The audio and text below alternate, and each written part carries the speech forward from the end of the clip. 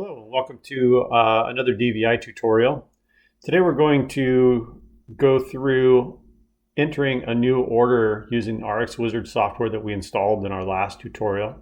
So we're going to launch it from the desktop icon that we created.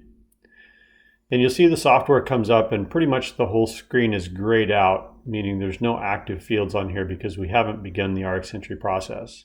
So to begin with, I just want to cover as a reminder some of the options that we have set up here for our defaults. And if we come up to the top where it says setup and options, you'll see the strip come down the middle of the screen here where we did set up our default edge type, default frame status. The auto printing of the jobs is turned to no. The auto print frame packing slip is set to question on any frame to come jobs. That way we can print out a frame packing slip and send it with the frame to the lab, which is the preferred method. The other thing that I did in this session is I am going to utilize the operator entry so that I can show a entry warning when we complete entering this test job and sending it to our lab. And you'll see that I have the box checked to enable it, and I'm also have a couple of operators set up in here. Typically what you would see is operator initials perhaps with their name after it, and you would just enter something like this and click add and it drops down to the box. And these would be the list of operators that you would be able to choose from during the Rx entry process. So I'm going to go ahead and click OK here. So to begin with, we're going to go ahead and hit new job at the top. You'll see that my default lab shows up automatically and my default account shows up automatically. If you have several labs, you can choose from a drop-down. Same thing if you have several different account numbers assigned to your practice, you can find them in the drop-down. We're going to walk through pretty much every box on this screen, and I will try to point out whether or not they are a required field or if it's just a field that is an optional field to use for more data. So obviously with the patient field, we are required to have a patient name.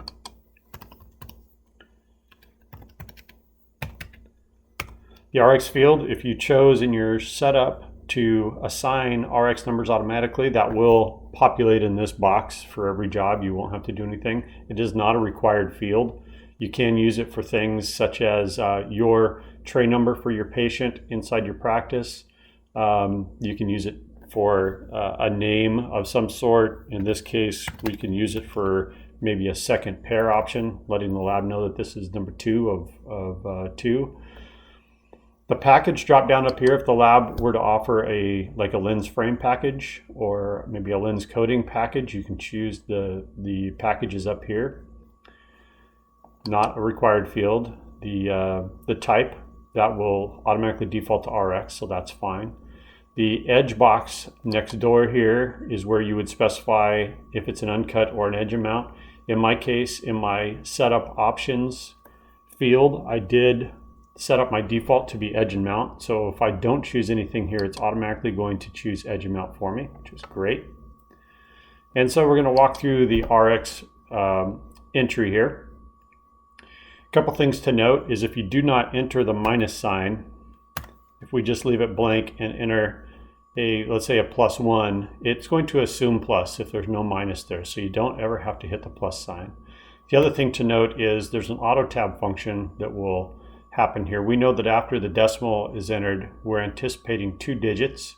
After the second one, it will auto tab to the next field to the right. It's kind of nice. Same thing in the cylinder field. I did enter a minus there. I did not have to enter the 0. We know that if you just start out with a decimal and put your power, that there is a 0 in front of the minus chord there.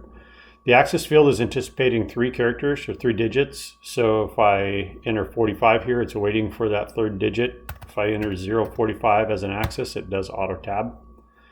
The distance in the near PD, there are some parameters set up in here that anticipate and assume whether or not it's a monocular or a binocular PD.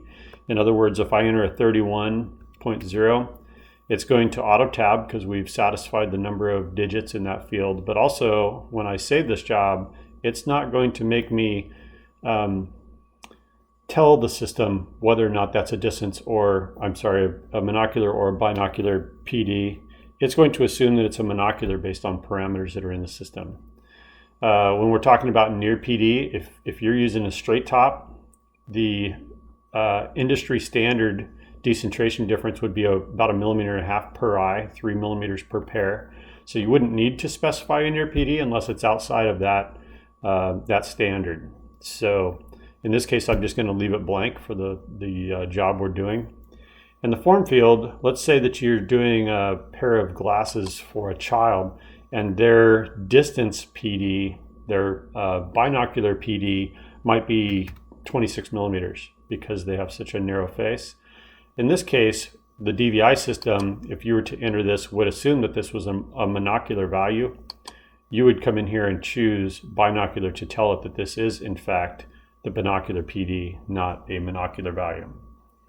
So that's in this form drop down. You can also utilize the inset or the decentration. We hardly ever see those used, and we definitely would recommend not using those. I would just typically recommend using either leaving this box blank and letting the system use its parameters, or if it's outside the norm, like I mentioned with a PD value, go ahead and specify.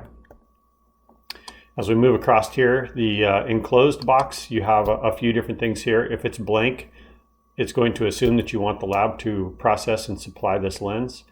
If you use an E, that means that you are entering this value, but you don't want the laboratory to process a lens. You're actually going to send the lens in to have maybe some add-on done to it, whether it's tinting or AR. So you would mark it as an enclosed lens, meaning you're going to supply them with the lens.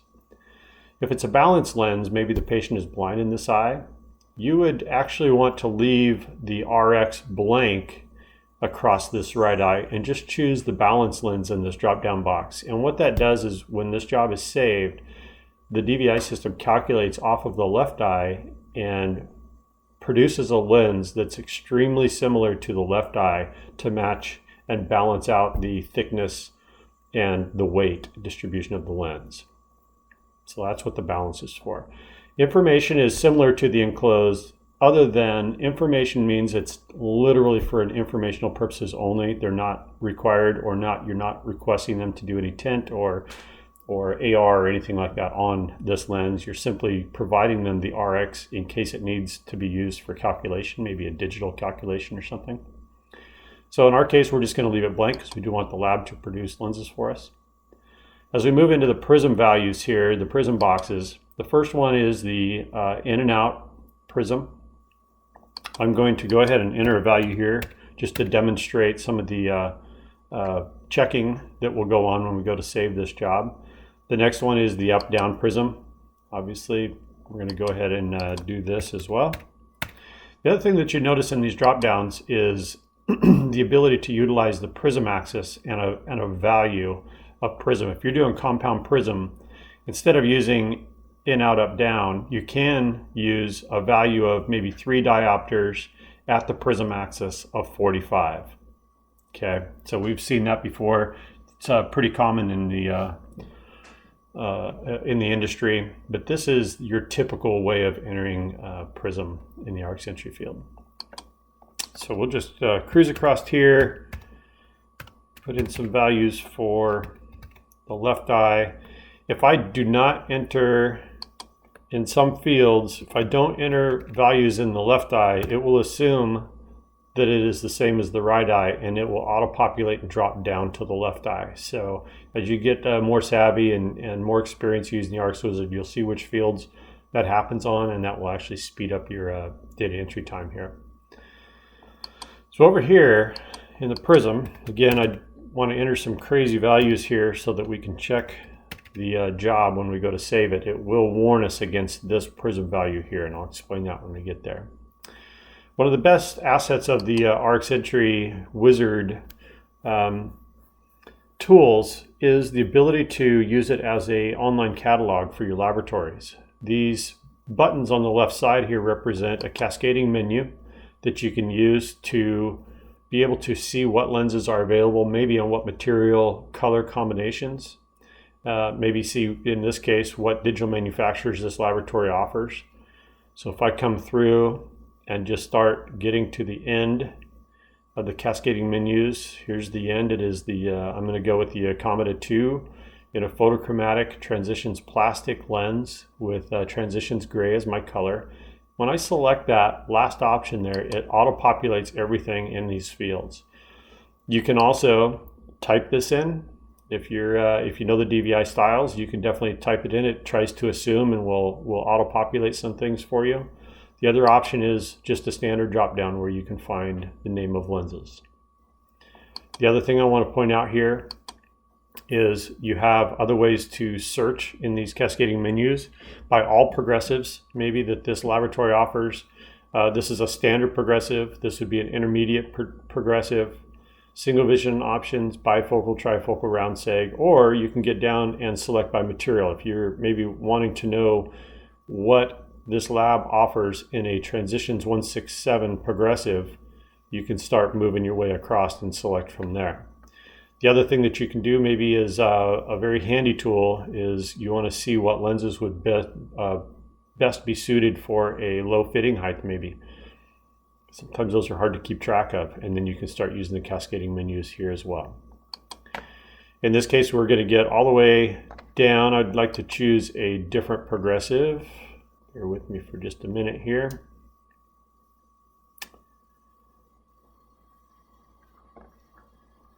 We're going to go ahead and use a Trivex Clear with a 250 add. And so you'll see that it auto-populates everything, and it's now waiting, the cursor's waiting for the seg height field.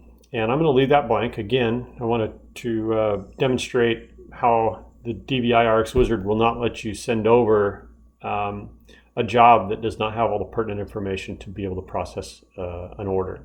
So we're going to leave the seg height blank. The thickness fields here, I just want to touch on a little bit. It is not a required field, and we very much warn against using it at all, but this would basically drive a thickness on a completed lens. Say that you want to get a 1.0 center poly, an ultra thin polycarbonate lens. You're going to recommend that, or you're going to request here that you want a 1.0, and then the next box over would be for center. Again, I really warn against using these fields. I just wanted to point out what they mean so that you know not to use them actually.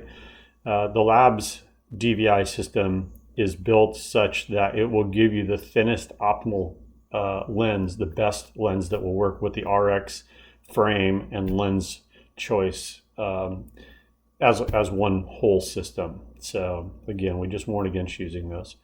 The OC height field would be handy to use in maybe a high RX job where the patient is not necessarily fitted in the geometric center of the frame. Maybe you need to specify an OC height on a single vision or a straight top type lens. You would not use this field in a progressive obviously, that is handled in the seg height.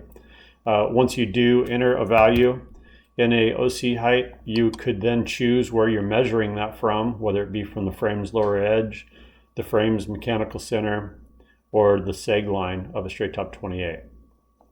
So that's your OC height field. The add to is used in a occupational lens. Maybe you have a inverted bifocal. You have a standard bifocal on the bottom and an inverted bifocal on the top, or a round seg. You would then choose the add power that you want of that secondary add. Again, I'm going to leave the left eye all blank across here, and it will assume, since I'm not entering anything in here, that it's the same as the right, and it will drop down. And as we come down to the add-ons section here, we would be able to select any ARs that are available for this particular lens. You would see that in the AR drop-down. We'll go ahead and select that. If there was a scratch code available, in this case it's a Trivex material. So the scratch coding comes from the manufacturer, so there's no need to select one. UV coatings, if one were to be needed here, would be in the drop down. Any other colors or mirror coatings would be available here in this drop down. In this job, we're going to go ahead and select a tint, and in the tint box here, it is the type of tint. So in this case, we're going to do a solid tint. And anytime that you have a tint selected here, it requires a description so the lab knows exactly what they're supposed to give you for the job. In this scenario, we're going to leave this blank again so that I can show you how it checks for a complete order. So we come down into the frame area. Again, we have a very valuable tool in a catalog drop down here. If we hit the little button underneath the frame, I will begin to scroll through different frame manufacturers and the offerings, what this lab has in their frame database. Most labs these days use a DVI provided frames magazine catalog. So this would be a huge catalog, and you would find most of the frames that you're potentially selling from your practice listed underneath these. As we come across, in some cases you'll see, try and find one that's close here, be able to see things by collections or just simply by frame names. And so if I just continue scrolling across here, there's the eye size, the bridge size, and then the color. Again, like most things here in DVI, once I select the last option, it auto-fills everything for me. If you don't find things listed in the catalog, you can always just type it in here. You would want to do it just as this looks, basically with the frame name, the frame status. In most cases, with my setup, it's going to be a frame to come because I'm going to send them the frame off my board. So I would select in that case. The frame manufacturer is typically from a 2 to a 4 character code. DVI has some pretty standard frame vendor codes here. But again, if you're not sure what those are, you can type in the one that you think best fits. And I'm sure it will be fine when it hits a lab. The frame color is not a required field unless you are asking the lab to supply the frame for this particular job. Then a lot of these frame boxes are a required field. But if you're going to send them the frame, things like the color, it's great information. I would always suggest that you use this. If you have it in front of you, go ahead and just type it in. That way when the lab does receive the frame, they do validate that the frame received matches what is on the order. So we got the color, we got the edge type. Again, drop down menus. This is going to be a high to bevel or just a simple high to bevel mounting system. The frame is made out of metal. In this case, we have metal, wood, or xyle. The eye size is, again, a required field. It will stop the job when you go to save it if you don't have this information entered. We have a 54. The bridge size is an 18. Again, these measurements are as they are stamped on the frame. Temple size, if you were asking the lab to supply a frame, you would be required to enter something here. In this case, since we're going to send them the frame, it is not a required field. The temple style, you have a few to choose from here. Skull, cable, and flex. Again, not a required field unless the lab is supplying. And a frame type. If this is outside the norm, maybe it is just a standard reading half eye, you would want to use the half eye here. It's not a requirement. It would just kind of help the lab when they get the order kind of know what to anticipate when the job comes in. Very valuable information, not required, but very valuable is when you do transmit the order over. If you have a valid A measurement of the frame, B measurement, which is the vertical, frame ED, these three fields are very valuable if you're not able to send a tracing or if you are not able to find a frame that is in the frame database. Most of the frames that you will find in the cascading menu in the frame database will have a pattern attached in the database once it hits the lab side with the DVI labs. The DBL, not required, not even necessary unless you are overriding a certain bridge measurement. If you're asking the lab to provide lenses only, you're not going to send them a frame perhaps. And you know that the DBL is 19 instead of 18, you could definitely enter it here and it will override that. The circumference, same thing. If you're going to order lenses only and you want to specify a circumference that you want it to the lenses to come back, would be there. Services, these are called service codes in the DVI world, and you have a few typically to choose from depending on your lab. Usually they're add-ons or some kind of an instruction for the job. Polish edges, roll and polish, things like that would be in here. Slab off, if you're ordering a slab off on the job, you should have a slab off code down here. But it's just a very limited field down in here. Service descriptions, this would be free text. You can definitely enter notes in here if you have special processing requirements or notes to put on jobs to help the lab out. One thing I will warn against is the labs typically have a system set up to look for jobs that hit their system that may have notes entered on them. So if you're just simply going to say thank you, you guys are great, that could potentially, although it's very much appreciated on the lab side, it could potentially slow the job down because it does come to a screeching halt, so somebody could read all these notes and make sure that there aren't instructions in there. Just a little note there. You're able to hook up a tracer to your computer and be able to trace a frame and transmit that tracing over with the job, or even trace it and send it over later if that's the way that things work out.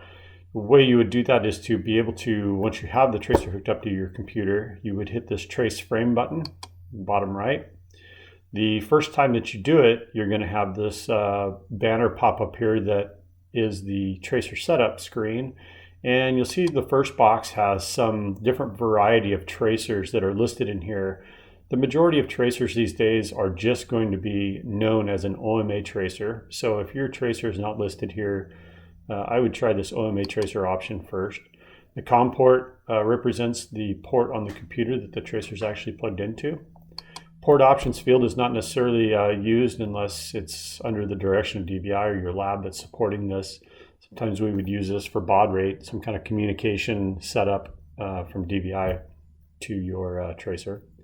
Frame circumference adjustment, pattern circumference adjustment, and the DBL adjustments. If you know that your tracer, every time that you trace a frame, the circumference of this frame typically is a little small. If you were to order lenses only, they'd come back as that circumference, but it's small. You can choose to set an adjustment here so it adds or takes away from the circumference every time that you transmit a job or you trace a job here. Same thing if you're doing a demo lens or a pattern trace. And then the DBL, same thing. If it typically maybe measures a millimeter or so off on the DBL, if you were to measure it after it traces, you can definitely set a adjustment in here and it will add or take away from every DBL that you trace. The cross measurements are just for scaling of this screen. Nothing much there. So basically this screen would just sit here until you trace and transmit the tracing to your computer, and then you would see it populate with the shape. If you like it, you would just simply hit OK and it would attach that tracing to this job. So in this case, I'm just going to simply hit cancel. And so I would say we know that we're going to get some flags here. I want to demonstrate what the flags do. One thing that I didn't mention is this base curve box over to the right side here. Again, we definitely warn against trying to drive information to the laboratory on things, processing controls for them based on what your interpretation of this job is going to need. The lab has processes set up to evaluate jobs and frames and the marriage between the two. So anytime that you're going to enter a base curve, specify a base curve, potentially could be doing yourself damage. So unless it is maybe a wrap frame or something that's just completely outside the norm, I would warn against using this box to verify or to stipulate a base curve. But that's what that box would be for. So at this point, let's go ahead and just start saving the job, see if we can get it to a point where we can transmit it. So I'm going to click the Save button up top, and you'll start seeing right here, this is your notification box. It tells you all the things that are missing. So it's starting at the bottom of the job and it's going to work its way up. And the first thing it finds is we had set up a requirement to be able to put in an operator. So in this case, let's go ahead and just select an operator, and I'm going to hit Save again. And now, as I mentioned, we specified that we want a tint, but we didn't tell them what kind of a tint we wanted. So we're just going to simply put in a gray 3 description here. So it's going to be a gray 3 solid. I'm going to click Save. Again, it comes up to the seg height field. I'm going to specify an 18. Just as a reminder, I'm going to put it in the right eye. When I click Save, it should drop down to the left eye if it's the same value. And you see that it did. Next, it is warning us because an in and out prism are going the same direction. So one is in, one is out. The eyes are going in the same direction. So it's not a hard stop, but it's asking us if we want to proceed because this is not necessarily normal. So I'm going to say no to this, and I'm going to go ahead and change it to in. Now they are going in opposite directions, which is great. I'm going to select save, and you'll see that the screen goes gray.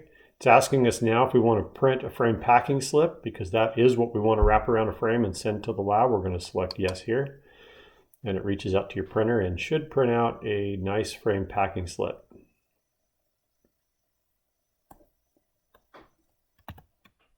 And as you can see, it was satisfied. The job is saved. Now, just as a reminder, this job has not been transmitted to the lab yet. You do have the option at this point to simply click New Job and enter the next job. And you can do a whole stack of orders all at once and then send them all in one fell swoop if you choose. Or if you are done with this job and it's the last one you really need to do, we would come up to the top left and hit File and select Transmit. And you'll see the status bars fly through.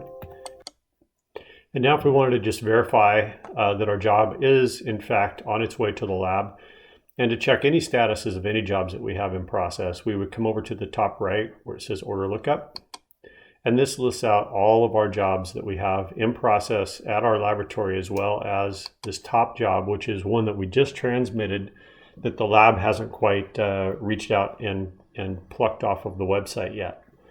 So a couple things to discuss here. You do have a whole bunch of search options up here in the top. You can search if you have multiple accounts on this RxWizard install. You can search by account, patient name, Rx number, status lab, things such as that. The other thing that you can do if you're interested in seeing an updated status on these jobs is come over and simply push the refresh button, and it reaches out to the website, and if any of these jobs have moved within the laboratory, it will update the status here on this screen. You'll see that you have several different notification markers through the middle of this screen with the status column. There's different colors of these jobs. There's different trace station data pieces that are being displayed in here. All of these things mean different characteristics of the jobs. And to be able to see what all this is, there's a handy little key up in the top left-hand corner that you can then display, and you can scroll down and you can see what all of this stuff means, from the colors to the icons that show up in the status column, and then maybe some descriptions of certain things that you can do here. Okay. Other things that may look familiar here are your ability to find some help docs based on setup.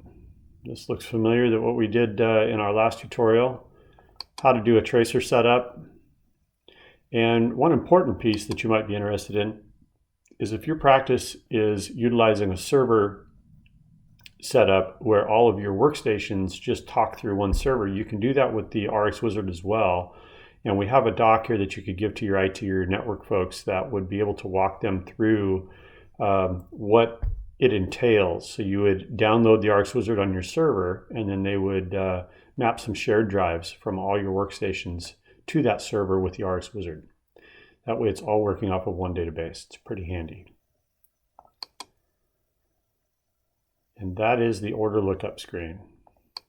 I believe that is all we needed to cover in this tutorial. Thanks again for joining us, and we will see you on the next one. Thanks.